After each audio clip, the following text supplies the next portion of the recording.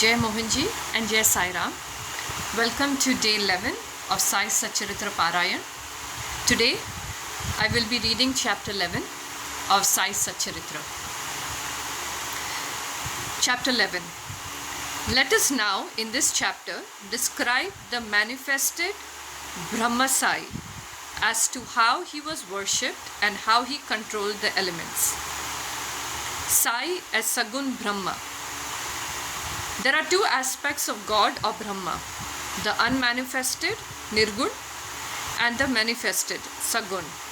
The Nirgun is formless while the Sagun is with form, though both denotes the same Brahma. Some prefer to worship the former, some the latter. As stated in the Gita, the worship of the latter is easy and preferable. As man has got a form, body, senses, etc., it is natural and easy for him to worship God with form. Our love and devotion do not develop unless we worship Sagun Brahma for a certain period of time, and as we advance, it leads us to the worship or the meditation of Nirgun Brahma. So let us start with Sagun worship. Image, altar, fire, light, sun, water, Brahma are the seven objects of worship. But Sadguru is better than all of these. Let us on this occasion bring to our mind the form of Sai, who was non-attachment, incarnate, and who was a resting place for his devotees. Our faith in his word is the asan, and our sankalpa, determination to accomplish the puja, is the abandonment of all our desires. Some say that Sai was a Bhagavad Bhakta, devotee of the Lord. Others may say he was a Maha Bhagavat, a great devotee. But to us, he is God incarnate. He was ever forgiving, never irritable, straight, soft, tolerant, and content beyond comparison. Though he looked embodied as having the form, he was really disembodied, emotionless, unattached, and internally free.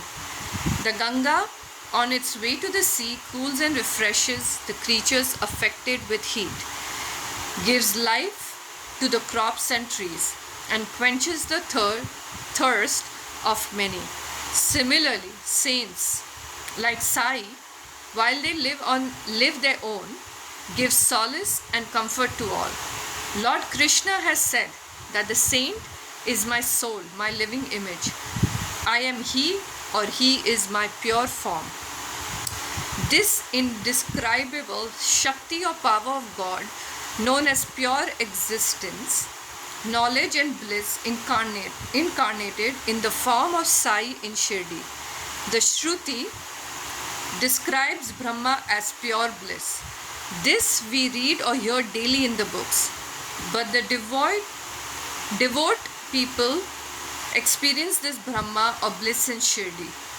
Baba, the support of all, required no prop or asan from anybody. He always used a piece of sackcloth for his seat, which was covered with a small mattress by his bhaktas, and had a bolster placed by them, rest as his back.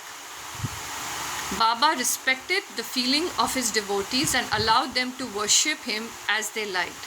Some waved chamar or fans before him, some played on musical instrument, some washed his hands and feet, some others applied scents and chandan, some gave betel nut with leaves, and some other offered nevedya. Though he looked like living in Shirdi, he was present everywhere. This all-pervasiveness of his was daily experienced by his devotees. A humble prostration to this all-pervasive Sadguru. Dr. Pandit's worship. One Dr. Pandit, a friend of Tatya Sahib Nulkar, once came to Shirdi for Baba's darshan. After saluting Baba, he sat in the masjid for some time. Baba asked him to go to Dada Bhakt Ketkar. He went to Dada Bhakt by whom he was well received. Then Dada Bhakt left his house for puja and Dr. Pandit accompanied him. Dada Bhakt worshipped Baba. Nobody until then dared to apply sandal paste to Baba's forehead. Only Malsapati used to apply it to his neck. But this simple-hearted Dr. Pandit took Dada Bhakt's dish containing puja materials and taking sandal paste out of it, drew a tripund, 3 horizontal lines on Baba's forehead. To the surprise of all, Baba kept silent, not uttering a single word. Then Dada Bhakt that evening asked Baba, "How is it that though you object to sandal paste being applied by others to your forehead, you allow Dr. Pandit to do so?" Baba replied that Dr. Pandit believed him to be the same as his Guru Raghunath Maharaj of Dupeshwar, known as Kaka Puranik, and he applied the paste to his forehead as he was doing to his Guru. Hence he could not object. On inquiry, Dr. Pandit told Dada Bhakt that he took Baba as his Guru, Kaka Puranik, and realized him as the same. Hence he marked the tripund on Baba's forehead as he did on his Guru. Though Baba allowed devotees to worship him as they pleased, still sometimes he acted in strange ways. Sometimes he threw away the puja dish and was wrath incarnate. Then who could approach him? Sometimes he scolded the devotees at times. He looked softer than wax, a statue of peace and forgiveness. Though he seemed to shake with anger and his red eyes rolled around, still he was internally an ocean of affection and motherly love. He would call out his devotees and say that he never knew when he was ever angry with them. If it was possible that mother could kick their children and the sea turn back the river, he too could neglect devotees' welfare. That he, the slave of his devotees, always stood by them and responded to them whenever they called upon him, and he always longed for their love. Haji Siddiq Falke. There was no knowing as to when Baba would accept a devotee. That depended on his will. Siddiq Falke's story is to the point. One Mohammedan gentleman by name Siddiq Falke of Kalyan, after making pilgrimage to Mecca and Medina, came to Shirdi. He lived in Chavdi facing north and sat in the open courtyard of the masjid. For 9 months, Baba ignored him and did not allow him to step into the masjid. Falke felt disconsolate and did not know what to do. Somebody advised him not to be disappointed but to try to approach Baba through Shama, Madharav Deshpande, a close and intimate devotee of Baba. He told him that as they approached Lord Shiva through his servant and devotee Nandi, so should Baba be approached through Shama. Falke liked the idea and implored Shama to intercede for him. Shama agreed and on a convenient occasion spoke to Baba about him thus: "Baba, why don't you allow the old Haji to step into the masjid? While so many persons freely come and go after taking your darshan, why not bless him once?" Baba replied, "Shama, you are immature to understand things. If the fakir does not allow, what can I do? Without his grace, who will climb into masjid? Well, go to him and ask him whether he will come to the narrow footpath near the Barvi well." Shama went and returned with an affirmative answer. Again Baba said to Shama, "Ask him whether he is willing to pay me the sum of rupees 40,000 in 4 installments." Shama went and returned with the answer that he is willing to pay even 40 lakhs. Again Baba said to Shama, "We are going to cut a goat in the masjid. So ask him whether he would like to have its meat, haunch or testicles of the goat." Shama returned with the answer that the Haji would be happy to receive a small crumb from Baba's mud pot. Hearing this, Baba got excited. With his hands threw away the earthen jar and mud pot and straightway advanced to the Haji and lifting his kafni up in arms and said, "Why do you brag and pose yourself as an old Haji? Do you read Quran like this? You are proud of your pilgrimage to Mecca, but you do not know me." Being thus scolded, the Haji was confounded. Baba then went back to the masjid, purchased a basket of mangoes and sent them to the Haji. Then again Baba went to the Haji and taking out rupees 55 from his pocket, gave them in Haji's hand.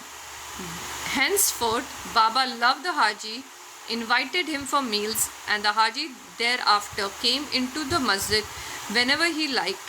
Baba gave him at times some rupees, and thus the Haji was enrolled in Baba's darbar. Baba's control over elements.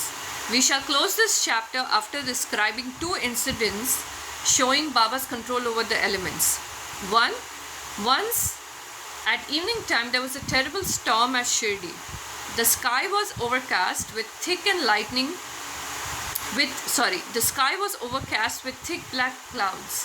Winds began to blow with great force. Clouds roared and lightning began to flash and rain started pouring in torrents. In a short time, the whole place was flooded with water. All creatures, birds, beasts, and men got terribly frightened, and they all flocked to the masjid for shelter.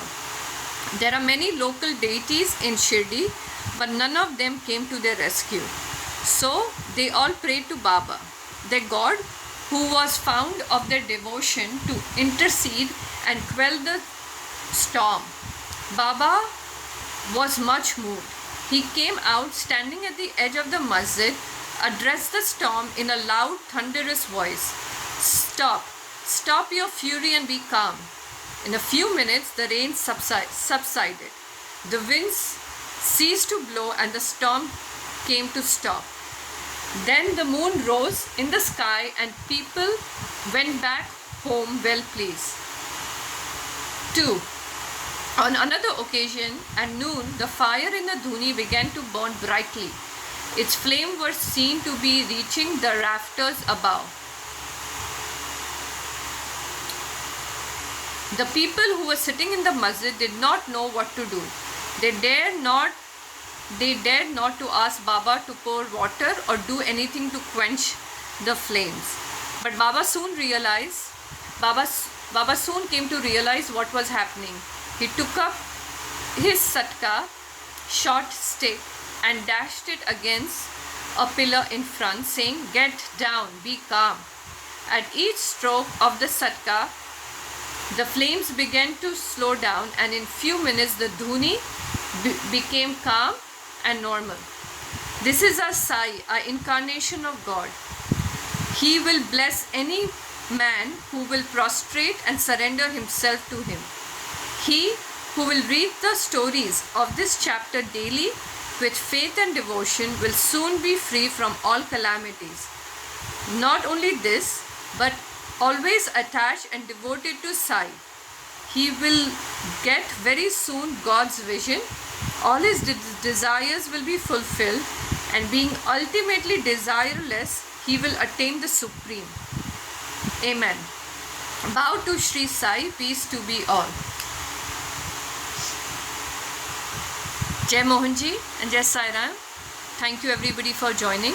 We will see you tomorrow to continue the Sai Satcharitra Parayan. Thank you.